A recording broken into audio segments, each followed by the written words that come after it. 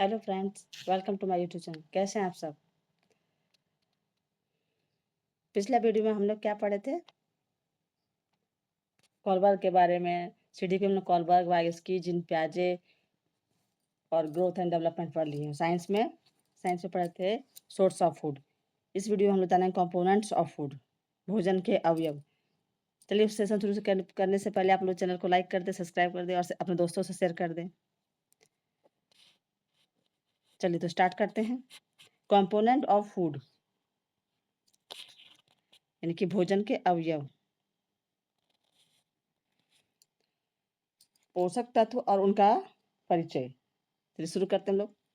हमारे भोजन में मौजूद वो रासायनिक पदार्थ जो शरीर की वृद्धि, विकास और स्वस्थ रहने के लिए आवश्यक है, उन्हें पोषक तत्व या न्यूट्रिएंट्स कहा जाता है। मुख्य रूप पोषक तत्व कार्बोहाइड्रेट, प्रोटीन, वसा, विटामिन और खनिज है।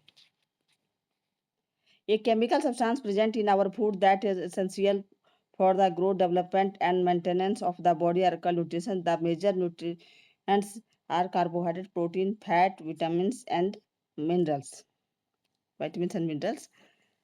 हमारे भोजन में कंप्लीट मतलब बोले तो कंप्लीट डाइट किसको कहा जाता है? जिसमें कार्बोहाइड्रेट हो, प्रोटीन हो, फैट हो, विटामिन्स हो, खनिज हो, लवण हो और इन सब के अलावा और क्या है, क्या जरूरी है?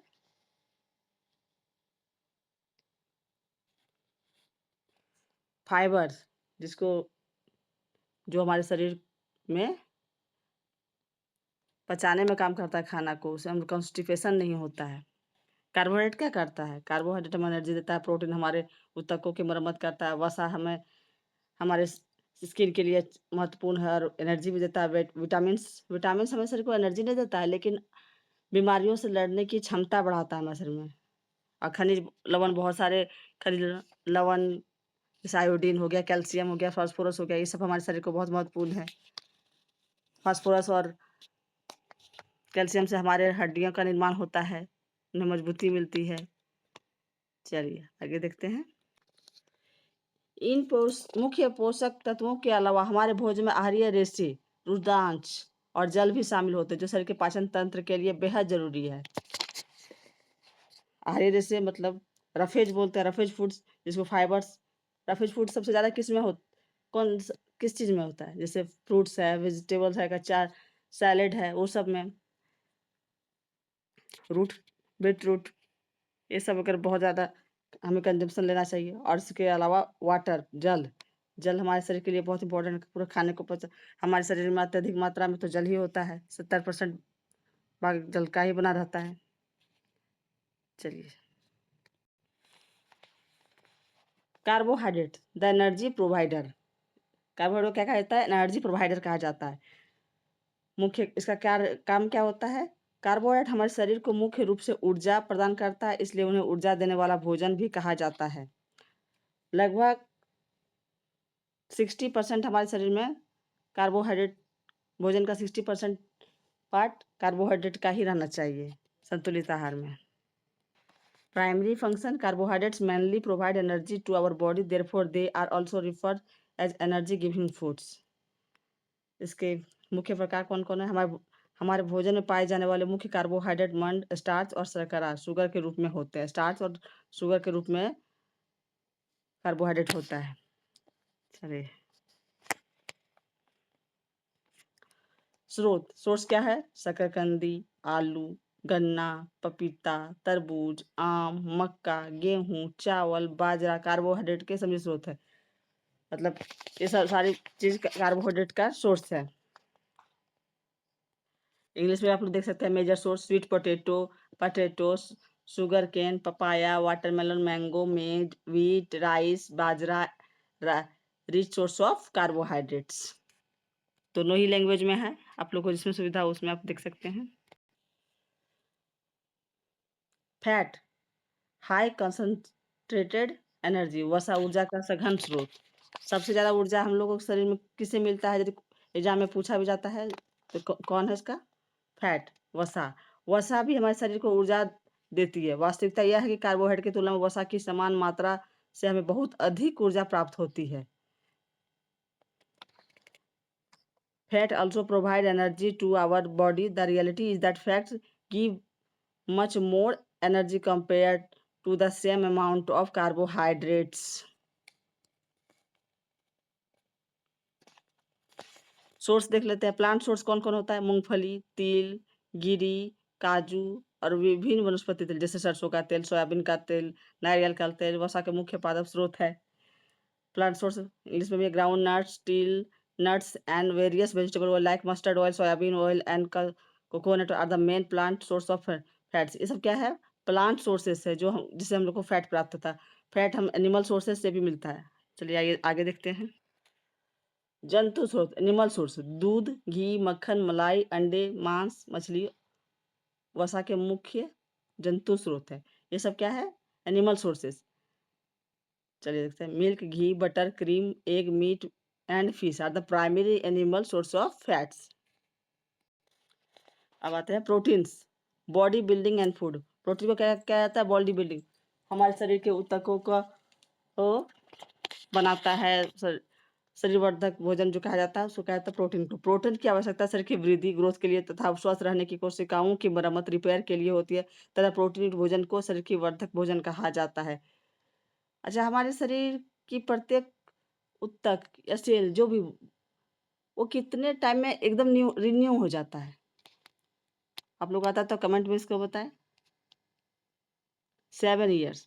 7 ईयर्स में हमारे शरीर का हर एक अंग एक तरह से बोले तो रिन्यू हो जाता है, सारे सेल्स उसके। पर आप लोग बोले कि इसमें चेहरे का रंग रूप रंग क्यों नहीं बदलता? क्योंकि जीन्स भी तो होते हैं हमारे, वो तो नहीं बदलता ना। Proteins are needed for the growth and repair of our body tissues. Protein rich foods are often called body building foods। इसका प्लांट सोर्स देखते हैं। पादप स्रोत चना, मटर, मूंग, राजमा, तुअर दाल, सोयाबीन। प्रोटीन का सबसे बड़ा स्रोत होता है सोयाबीन। सोयाबीन जो होता है ये प्लांट सोर्सेस में सबसे ज्यादा प्रोटीन पाया जाता है सोयाबीन में। पादप जगत के प्रोटीन को प्रदान करने वाले हैं। Gram, peas, moong, rajma, toor dal and soybean the largest source of plant protein provide protein from the plant kingdom. ये सब हम लोग को पेड़ पौधों से प्राप्त होता है। एनिमल सोर्सेस भी देख लेते हैं। जंतु सोर्स मांस, मछली, पनीर, अंडे, दूध प्रोटीन के उत्कृष्ट जंतु स्रोत माने जाते हैं। इससे क्या होता है? हमको एनिमल से मिलता है। मांस हमको मांस मछली, पनीर दूध से बनता है। अंडे ये तो हम लोग को जंतु से मिलता, सब ये सब जंतु से मिलने वाले हैं। एनिमल सोर्सेस होता है ये सब। Animal sources meat, fish, paneer, egg and milk are considered excellent animal source of protein. Vitamin and minerals functions, vitamin और खनिज लवण। विटामिन जो हमारे शरीर को एनर्जी तो नहीं देता है, एनर्जी प्रोवाइड नहीं करता है, लेकिन ये हमारे शरीर को रोगों से बचाता है। रोगों से लड़ने की क्षमता हमारे अंदर हो शरीर को प्रदान करता है। हमारे शरीर में 2 तरह के विटामिन पाया जाता है, वाटर सोल्यूबल और फैट सोल्यूबल। फैट सोल्यूबल कौन कौन होता है? ए, डी, ई, के ये सब है फैट सोल्यूबल। और वाटर सोल्यूबल बी और सी। बी कॉम्प्लेक्स का जितना भी होता है बी और सी जो है वो वाटर सोल्यूबल है। इसलिए बीस विटामिन बी और सी वाले चीज़ों को पानी में ज़्यादा धोने मना किया जाता है, नहीं तो पानी के साथ वो उसका न्यूट्रिशन बढ़ जाएगा। चलिए शुरू करते हैं विटामिन। विटामिन हमारे शरीर को रोगों की रक्षा करने में सहायता करती है। ये हमारी आँखों, अस्थियों, दांतों और मसूड़ों को स्वस्थ रहने में भी ये सहायता करती है। इन्हें विभिन्न श्रेणी ए, बी कॉम्प्लेक्स, सी, डी, ई, के में बांटा गया है। Vitamins help protecting our body against disease. They also help in keeping our eye, bone, teeth, and gums healthy. They are divided into categories A, B complex, C, D, E, K. Minerals, खनिज लवण। हमारे शरीर को खनिज लवणों की आवश्यकता अल्प मात्रा में स्मॉल क्वांटिटीज में होती है। शरीर के उचित विकास तथा अच्छे स्वास्थ्य के लिए प्रत्येक खनिज लवण आवश्यक है, जैसे आयोडीन, फास्फोरस, लोहा और calcium. Our body needs minerals in small quantity. Each mineral is essential for proper growth of the body and for maintaining good health such as iodine, phosphorus, iron and calcium. चलिए देखते हैं vitamin and mineral deficiency और main symptoms. ये क्या, vitamin A, loss of vision, छीनता दृष्टिहीनता या रतौंधी, इसको क्या जाता है, रतौंधी कहा जाता है। डिजीज का नाम है रतौंधी, नाइट ब्लाइंडनेस इसका नाम है। Poor vision, loss of vision in darkness, कमजोर की दृष्टि, अंधेरे में कम दिखाई देना, ये किससे होता है, विटामिन ए की कमी से। तो याद रखिए, एग्जाम में पूछा जाता है विटामिन ए की कमी से कौन सा रोग होता है, आपको 4 ऑप्शन दे दिया जाएगा, उसमें से ये होगा। और विटामिन ए की कमी से एनीमिया भी होता है, एनीमिया मतलब इसमें क्या होता है, खून की कमी। तो इसको भी आप लोग नोट कर लीजिएगा। B1 की कमी से very weak muscles and very little energy to work, दुर्बल पेशियां और काम करने की कम ऊर्जा। मसल जो होता है बहुत कमजोर रहता है हम लोग, और काम करने के लिए एनर्जी ही नहीं मिलता है। इसका सिम्टम्स होता है बेरी है, इस B1 की कमी से होता है, विटामिन B1 की कमी से। विटामिन सी, ब्लीडिंग गम्स और वुंड टेक लॉन्गर, इसका विटामिन सी इसको क्या कहता है, स्कर्वी टाइम टू हील, मसूड़ में खून निकलना, घाव भरने में अधिक समय लगना, ये विटामिन सी की कमी से होता है, scurvy. Vitamin D, rickets, bones become soft and bent, अस्थियां मुलायम होकर मुड़ जाता है, मतलब हड्डी कमजोर हो जाता है, ये किसके कमी से होता है, विटामिन डी के कमी से। कैल्शियम की कमी से क्या होता है, बोन और टूथ का डिके होता है, वीक बोन टूथ डिके, कमजोर हस्तियों और दांतों के सड़ना, मतलब कैल्शियम की कमी होता है तो हमारे दांत खराब हो सकते हैं, खराब हो जाते हैं, हड्डियाँ कमजोर पड़ जाता है, ये कैल्शियम की कमी से होता है। इसलिए जब भी दांत वात का प्रॉब्लम होता है तो डेंटिस्ट के बजाय तो वो कैल्शियम की भी दवा देते हैं। आयोडीन, घेंघा या गंड gland in the neck appear swollen, mental disability in children. Iodine की कमी से बच्चे का मानसिक संतुलन भी बिगड़ जाता है, ये किसकी कमी से होता है, आयोडीन की कमी से। आयोडीन की कमी से होता है गर्दन की ग्रंथि का फूल जाना, बच्चों में मानसिक विकलांगता आ जाता है, ये आयोडीन की कमी से होता है, आप लोग याद रखें। आयरन, एनीमिया, आयरन की कमी से एनीमिया होता है। General weakness in the body, शरीर में अत्यधिक कमजोरी, और आप लोग अच्छा कुछ खाना वाना खा रहे हैं उसके बाद भी आपको बहुत ज़्यादा कमजोरी होता है, तो शरीर में आयरन की कमी हो सकता है। अब देखते हैं कुछ टेस्ट के बारे में। लैब टेस्ट जैसे पढ़ता है, रैंक बूस्टर लैब टेस्ट। चलिए, मंड स्टार्च टेस्ट, मंड का परीक्षण, इससे क्या होता है, कार्बोहाइड्रेट का टेस्ट होता है। खाद्य पदार्थ में तनु आयोडीन विलियन डाइट आयोडीन सॉल्यूशन की कुछ बूंदे डालने पर यदि उसका रंग नीला या काला ब्लू ब्लैक हो जाता है तो यह मंड की उपस्थिति को दर्शाता है, यानी कार्बोहाइड्रेट का टेस्ट का कहा जाता है स्टार्च टेस्ट, मंड का परीक्षण। ये किस कलर का हो जाता है, नीला या काला, blue black. Test for starch, adding a new few drops of dilute iodine solution to the food item turns its color to blue black, which confirms the presence of starch.